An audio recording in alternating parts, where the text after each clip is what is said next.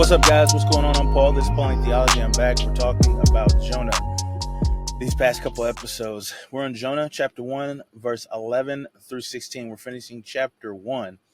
And it has been quite an interesting story so far about Jonah. We know he ran. We know the storm came. We know he was revealed. The reason that the storm came was because of his running. And now they're trying to figure out what to do. So that's where we're at right now. If you haven't checked it out, go ahead and read 11 through 16. Stop the tape, check it out, come back. We'll answer the 4 questions. If you have, let's jump into it. So what is 11 through 16 saying?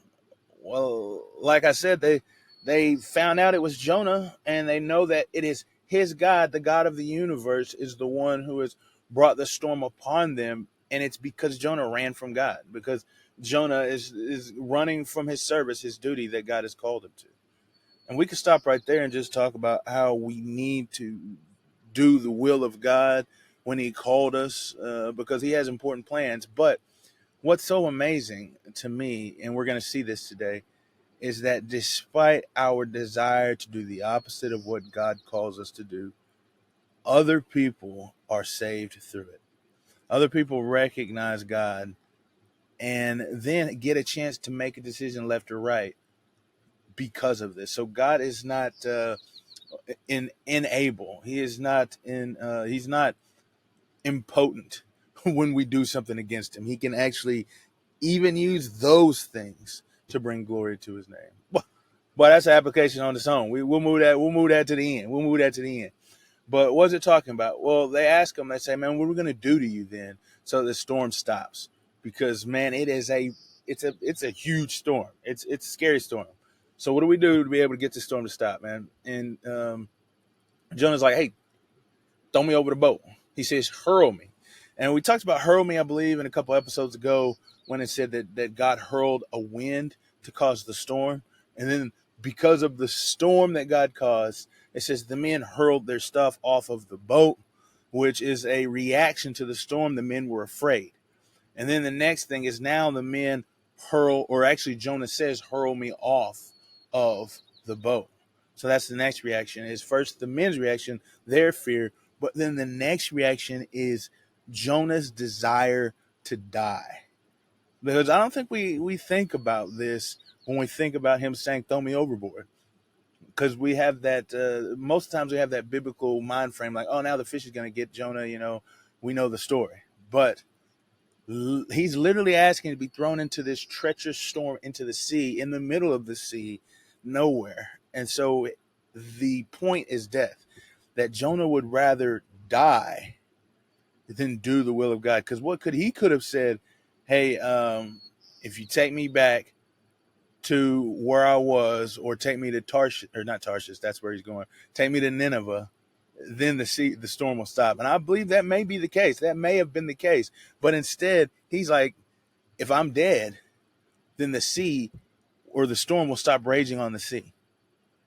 Jonah chose death over doing the desire of God. And I think that's one reason why a lot of scholars and myself believe that when he says flee from the presence of the Lord, it's not actually the presence, because nobody in their right mind would think, in the Hebrew right mind, would think that they could run from the presence of God.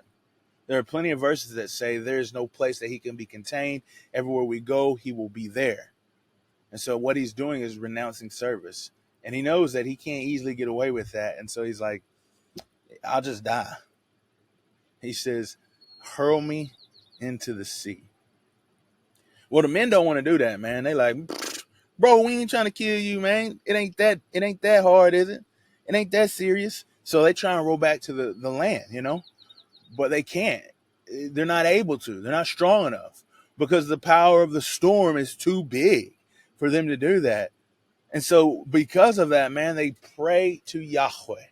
They pray to the God of the universe, and they ask for mercy for what they're about to do, either because of, they say it's innocent blood, they don't know what he's done, or except the fact that he's ran from God. They don't know what he's done, how he's acting, or any of his guilt or anything like that. But I think part of it is because they know that he's an instrument of God. So one thing is they know that something special about him because God is causing a storm because of him, and then also because they don't know what he's done or what he's did, and so for them to throw them over, they know he's going to die. This is literally a death sentence for him, and so they ask God for mercy. So they fear God. So they fear God as they honor and respect him now, and seeking his forgiveness or his mercy, more say his mercy for what they're about to do. So they pick him up, man. They throw him into the sea, bro. They hurl him into the sea, and when they did that, it said the storm stopped. Man, it said the storm ceased from raging upon them. It's done. It's done. And when they did that, it said that they offered vows and they gave a sacrifice. So it's probably the case is actually probably that they vowed to give a sacrifice when they got back. So it changed their hearts. This incident, this occurrence changed the trajectory of their hearts, changed the trajectory of the men who were pagans crying out to all sorts of gods, to them crying out to the one true God and offering sacrifices to him. So what's the scripture say about God? I think it says that God is sovereign over all things. We've seen this theme over and over, haven't we? The sovereignty of God. That's a main thing that we are going to see in Jonah.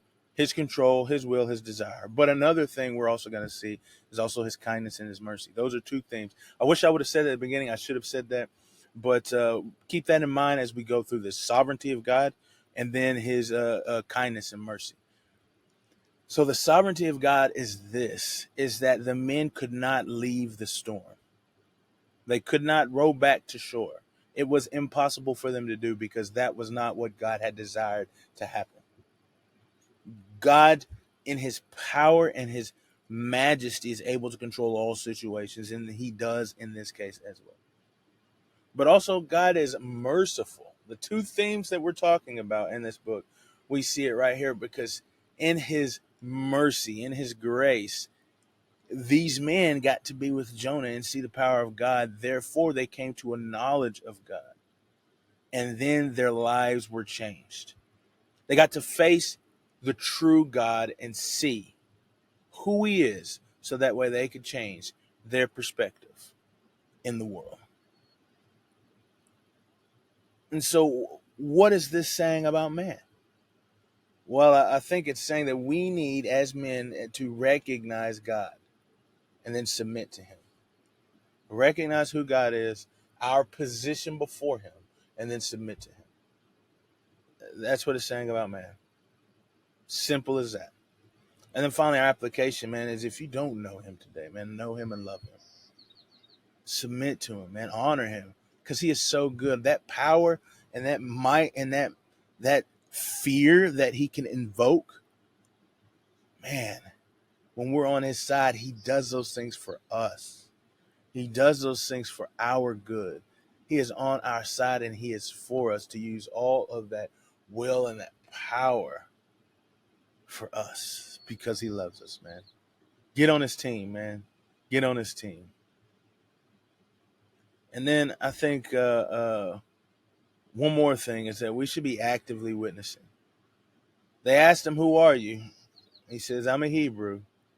And then he told them what to do. Now, he didn't tell him, you know what I'm saying? He didn't tell him nothing real good except to throw him overboard. But let's not be like Jonah.